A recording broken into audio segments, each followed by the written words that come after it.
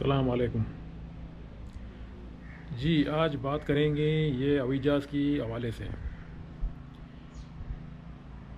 यही तो आप लोगों ने देखा 2024 में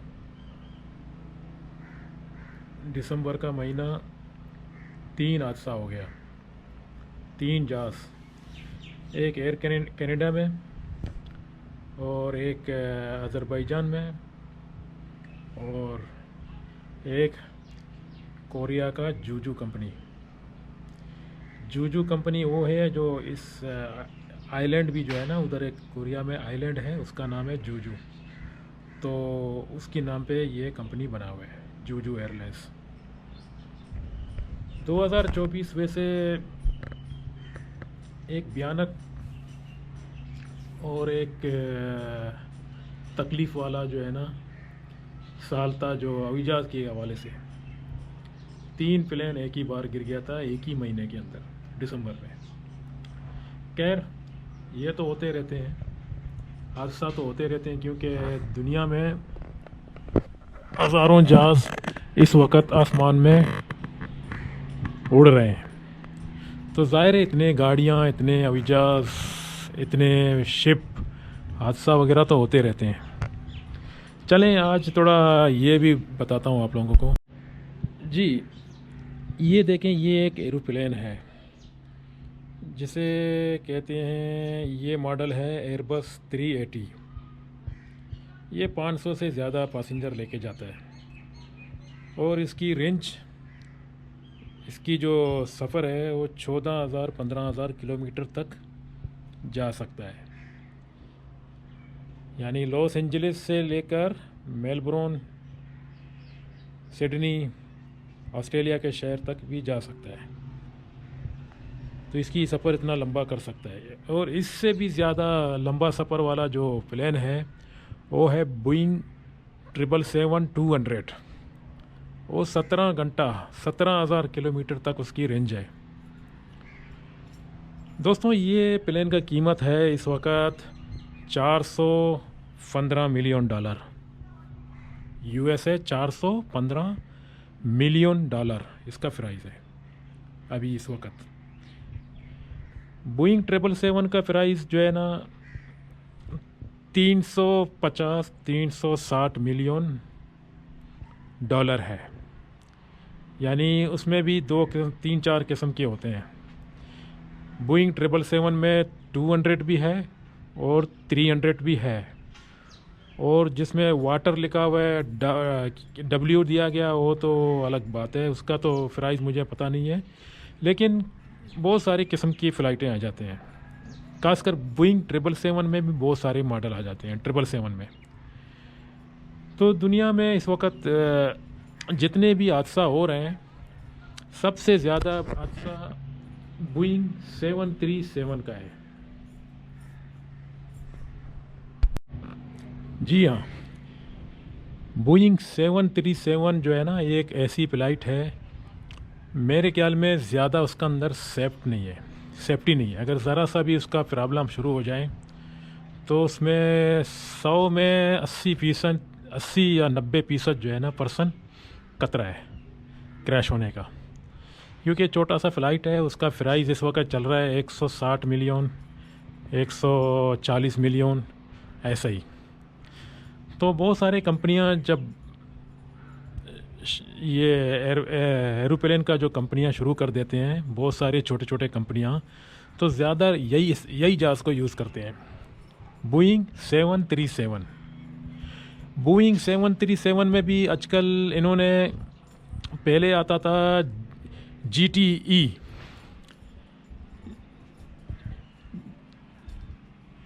journal GET sorry journal electric corporation, GTC sorry GTC journal electrician corporation. ये USA का एक कंपनी है जो खासकर इसकी छोटे इंजन बनाता है। ये ज़्यादा छोटे इंजन बोले तो ये छोटे इंजन बनाता है जो ज़्यादा ये इसमें इस्तेमाल होते हैं, ख़ास तौर पर ये बोइंग 737 में।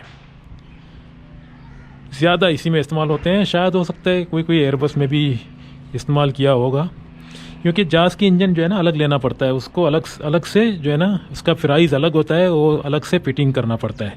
और जाज़ का जो बॉडी बनाता है वो ज़्यादा बोइंग जो वाशिंगटन में है ये कंपनी USA, बोइंग 777 बनाता है, वही बोइंग 737 भी वही कंपनी बनाता है।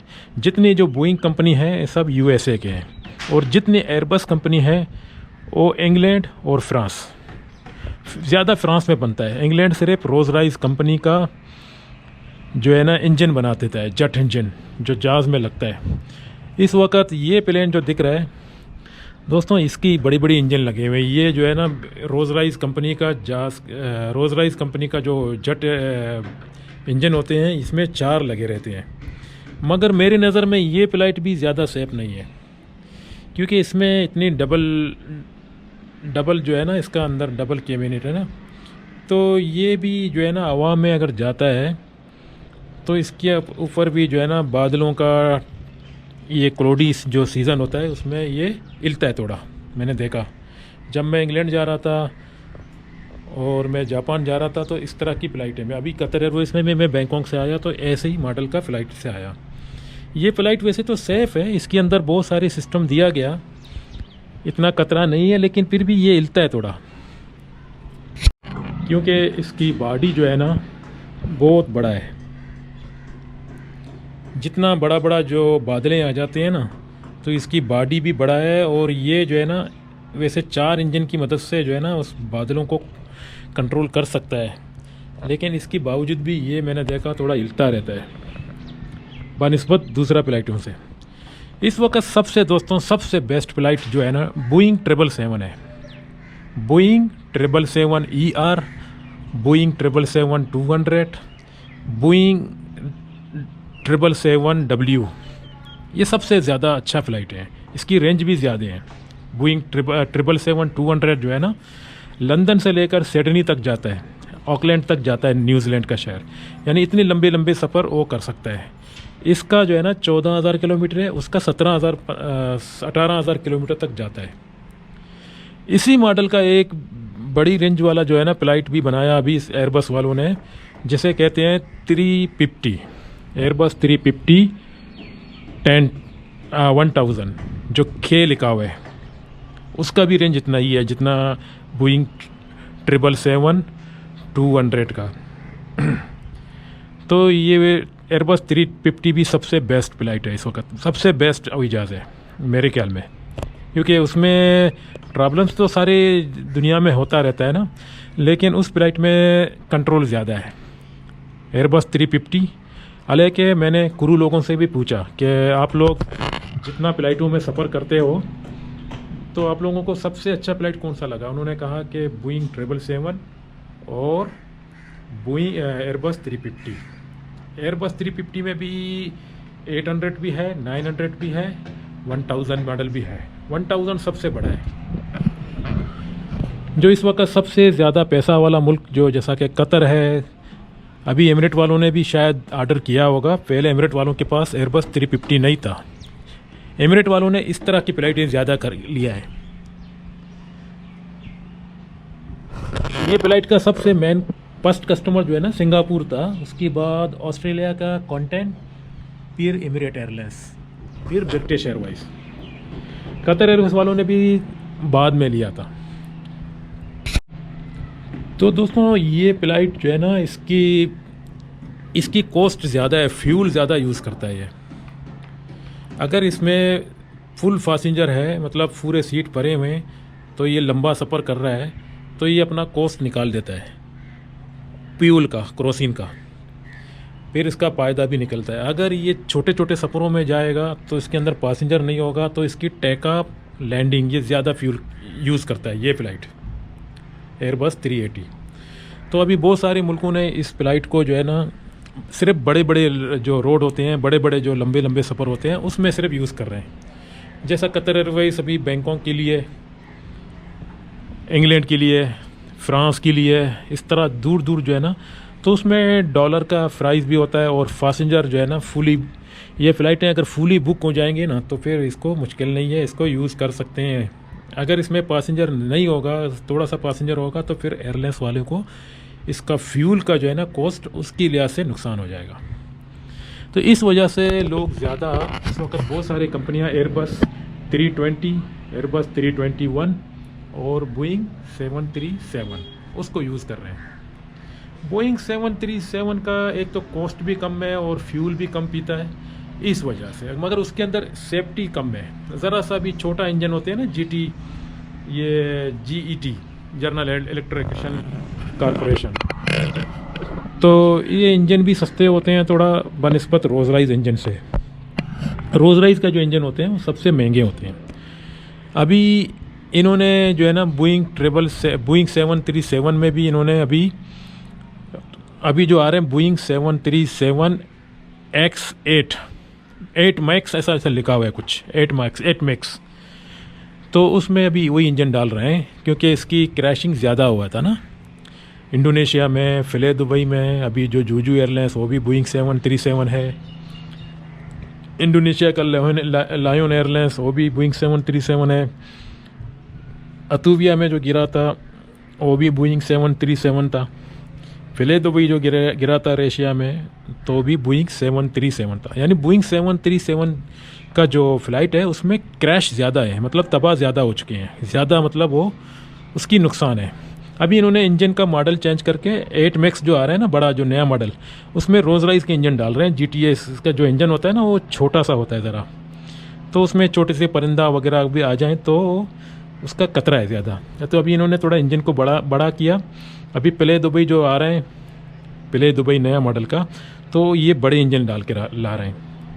यानी बड़े इंजन में थोड़ा सेफ्टी है उसमें।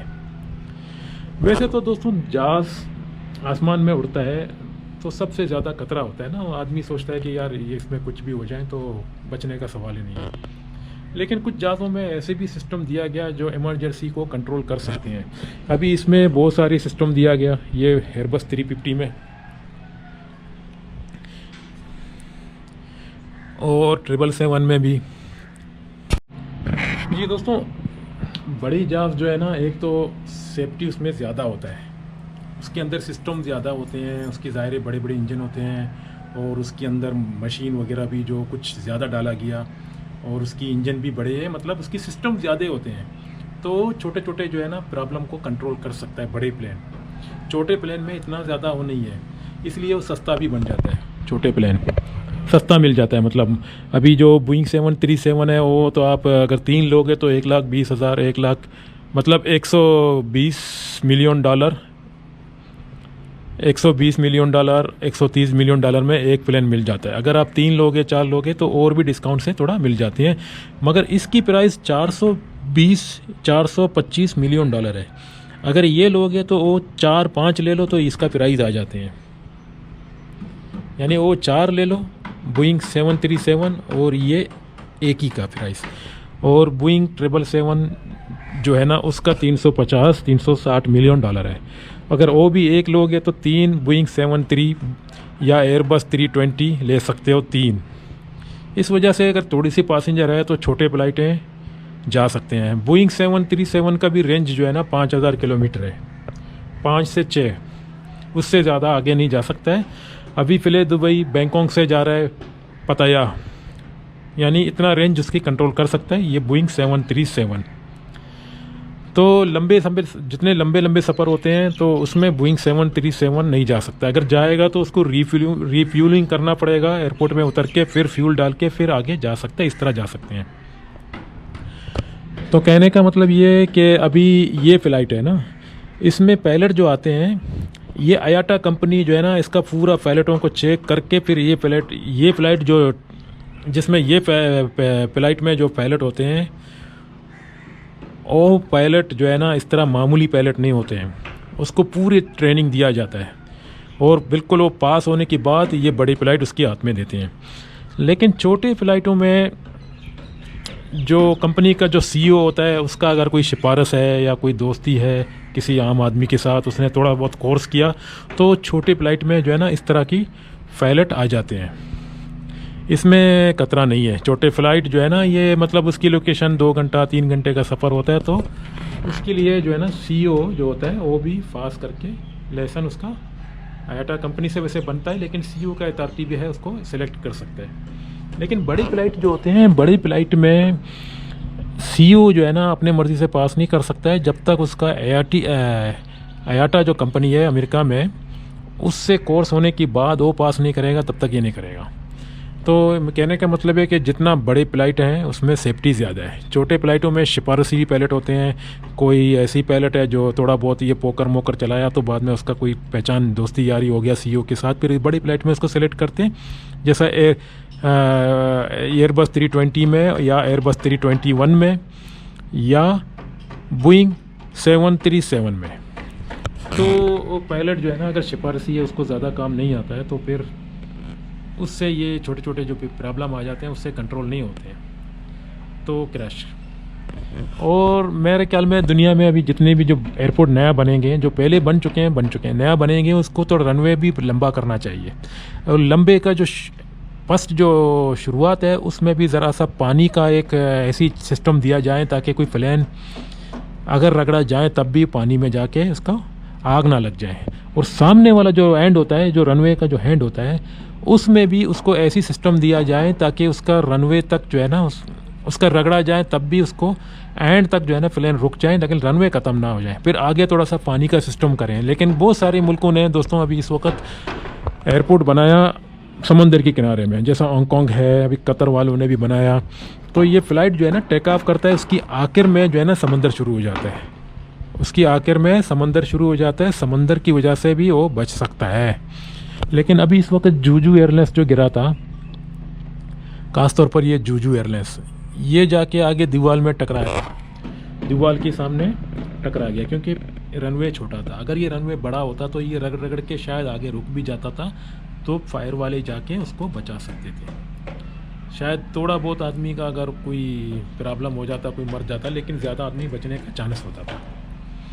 तो ये शॉर्टकट जो है ना रनवे की वजह से आगे जाके दीवार आ गया, तो फ्लाइट जो है ना रगड़ा गया, लेकिन उसमें ज़्यादा आग नहीं लगा। जब तक वो दीवार में जाके टकराया तो उसको वो बस्ट हो गया, मतलब वो ब्लास्ट हो गया एकदम बम की तरह। तो इसलिए कहने का मतलब है कि जितने नए एयरपोर्ट बनते हैं वो थोड़ा अपना रनवे को भी लंबा करें। थोड़ा सा और लंबा करने में क्या जाता है, वैसे भी एयरपोर्ट के इलाके बहुत ज़्यादा लंबे होते हैं, तो रनवे को बनाने में भी क्या जाता है, इतना प्रॉब्लम तो नहीं है। रनवे को थोड़ा छोड़ा ही करें।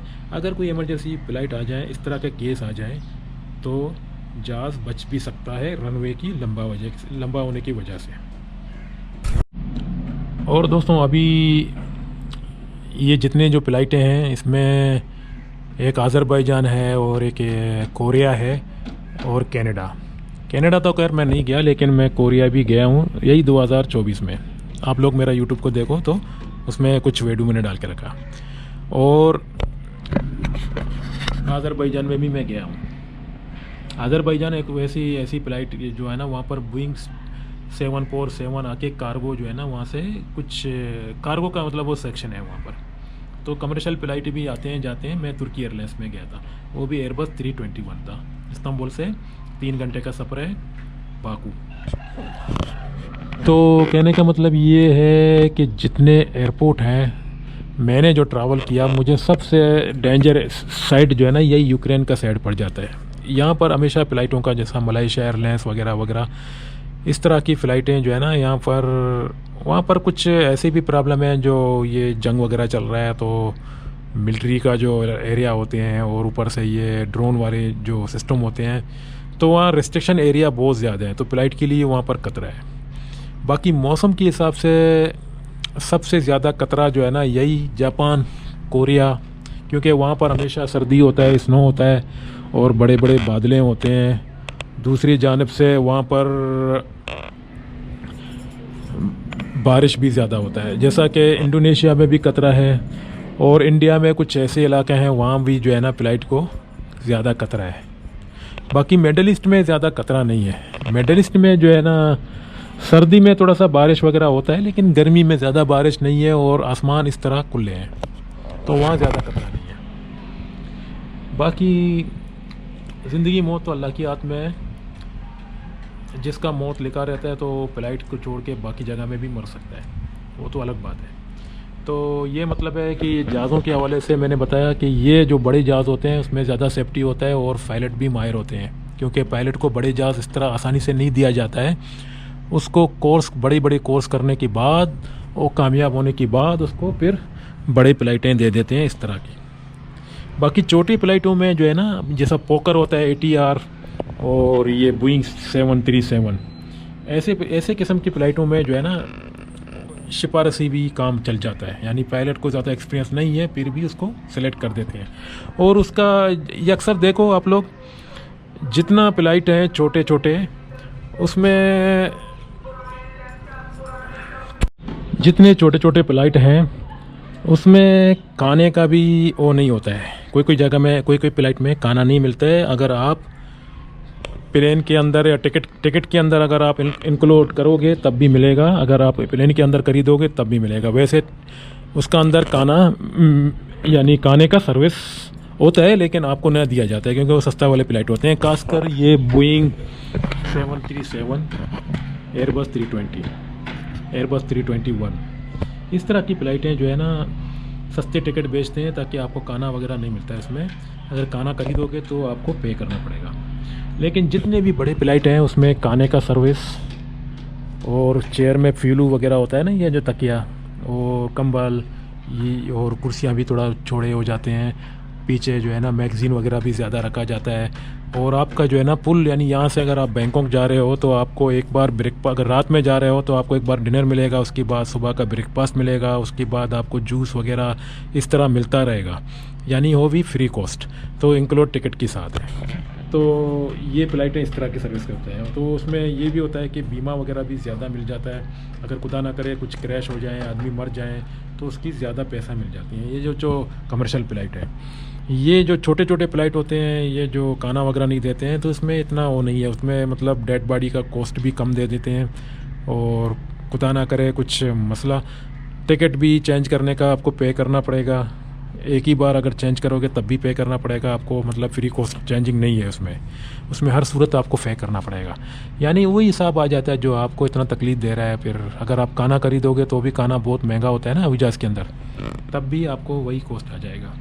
तो इससे बेहतर है कि जितने भी मेरे यूट्यूब चैनल को देख रहे हैं, तो मैं यही कहता हूँ कि अगर आप लोग बड़ी फ़्लाइटों में जाएंगे तो आप सेफ़ है। अगर आप दूर जा रहे हो बड़ी फ़्लाइटों में जाओ, तो बड़ी फ़्लाइटों में आपको ज़्यादा सेफ्टी मिलेगा, क्योंकि पायलट भी जो है ना परफेक्ट होते हैं, क्योंकि बड़े बड़े फ़्लाइट में पायलट परफेक्ट होते हैं। और आपको जो है ना ये सारे सर्विस भी मिल जाते हैं। और आपका टिकट भी जो है ना वैलिड भी, मतलब 1 साल का होता है। उसके बाद आप एक बार फ्री चेंज भी कर सकते हो। और आपको बहुत सारी बीमा वगैरह उसके अंदर, अगर फ़्लाइट डिले हो गया या आपको 5 स्टार होटल में भी बिठा देते हैं, यानी बहुत सारी चीज़ें आपको मिल जाती हैं। एयरपोर्ट का अगर आप उसका मेंबरशिप है तो आपको एयरपोर्ट का लॉन्च वगैरह खाना फ्री मिल जाता है, सब कुछ, मतलब उसके अंदर बहुत सहूलत है। ये जो छोटे फ़्लाइट होते हैं इसमें भी अगर जो फुल सर्विस दे रहा है उसमें थोड़ा ज़्यादा फ़ायदा है। अगर वो ये खाना वगैरह नहीं दे रहा है, मतलब आप ऐसे ही टिकट देख के, सस्ता है टिकट, आप चला गया, तो आपको ये सारी सर्विस नहीं मिलेंगे। जो मेंबरशिप का कार्ड वो भी हो तब भी आपको ये फ़ायदा नहीं मिलेंगे। तो अगर टिकट चेंज करना पड़े तब भी तकलीफ़, सब कुछ तकलीफ़। तो अगर ये छोटे छोटे जगह में आप जैसा कराची से मशकत जा रहे हो, 1-1.5 घंटे का सफ़र है, तो फिर इस तरह करो। अगर आप दुबई से कराची आ रहे हो तो फिर इस तरह करो।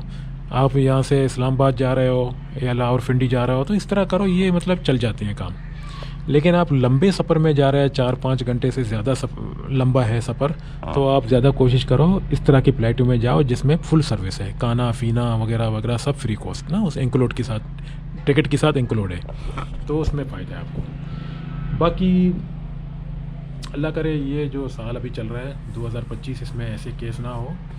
तो अभी बहुत सारे मुल्कों में हालात भी ख़राब है और ये जो मिज़ाइलों का भी सिस्टम चल रहा है, तो ये रशिया की साइड में जितना जो यूक्रेन वाली जो रूट है उसमें ज़्यादा खतरे हैं ये मिज़ाइलों का, और अक्सर यहाँ पर ऐसे केस हो जाते हैं। तो इस तरह की मतलब मसले आ जाते हैं। लेकिन मौसम के हिसाब से ये जापान, इंडोनेशिया, फ़िलिपीन, थाईलैंड फिर भी थोड़ा चल जाता है, लेकिन इंडोनेशिया, फ़िलिपीन में हमेशा मौसम ख़राब होता है क्योंकि वहाँ पर टाइफून चलता है। टाइफून बोले तो ये बड़ी बड़ी जो आसमानी तूफ़ान वहाँ ज़्यादा होता है ना, तो प्लेन के लिए भी ज़्यादा खतरा होता है। बाकी ये जो मिडल ईस्ट में, यहाँ गर्मी में जाओगे तो वहाँ पर आसमान में इतना बादल वगैरह नहीं होते हैं, यहाँ पर प्लेन ज़्यादा हिलता नहीं है। बाकी इंडिया के ऊपर भी ज़्यादा प्लेन हिलता है। कभी कभी मैं गया था बैंकॉक तो मैंने देखा, अहमदाबाद एक जगह है इंडिया का, वहाँ जो है ना ऐसा है कि कोई फ्लाइट जाता है वहाँ पर ज़रा झटका मार देता है। और बे बंगाल के ऊपर, बे बंगाल के ऊपर भी कुछ ऐसी जगह है जो इंडिया और बांग्लादेश के बीच में ये समंदर पड़ जाता है, उसमें भी ये फ्लाइटें जो है ना प्रॉब्लम्स ज़्यादा करती हैं। बस यही बात है, मैंने आप लोगों को बताया। ये 2024 में इतने फ़्लाइटें जो क्रैश हो गए हैं, ये कुछ लोग बच भी गए अल्हम्दुलिल्लाह, और कुछ लोग मर भी गए हैं। और जूजू एयरलाइंस में तो ज़्यादा लोग मर गए हैं, बाकी अज़रबैजान एयरलाइंस में कुछ लोग बच गए हैं, उन लोगों का मौत नहीं लिखा था, सिर्फ ज़ख्मी हो गए हैं और बच गए। तो दुआ करता हूँ दोस्तों, वैसे तो मौत हर चीज़ में है, गाड़ी में भी आ जाता है, साइकिल चलाने में भी आता है, मोटरसाइकिल में तो ज़्यादा खतरा है। अगर वो गिर गया तो आपका बॉडी में जो है ना डैमेज हो जाएगा हर सूरत। अगर ज़्यादा स्पीड से लगा तो फिर आप मर जाओगे, टुकड़ा टुकड़ा हो जाओगे मोटरसाइकिल में। तो प्लेन भी इस तरह होता है कि आसमान का सफ़र है, उसमें खतरा ज़्यादा है। अगर ज़रा सा भी गिर गया तो तबाह हो जाता है। उसमें फ्यूल होता है ना, फ्यूल होता है और करंट होता है। ये जो बिजली चल रहा है ना उसके अंदर, वो करंट और फ्यूल दोनों टक्कर खा के ये तबाह हो जाता है। और बाकी मैंने बोला ना, ये एयरबस 380 है, इसमें सेफ्टी ज़्यादा है। ये बाकी दोस्तों मुझे दीजिए इजाज़त, अल्लाह हाफ़िज़। ये फ़्लाइट के बारे में मैंने थोड़ा सा बात किया, और बाकी मिलेंगे इंशाल्लाह अगले वीडियो पे। खुदा हाफ़िज़।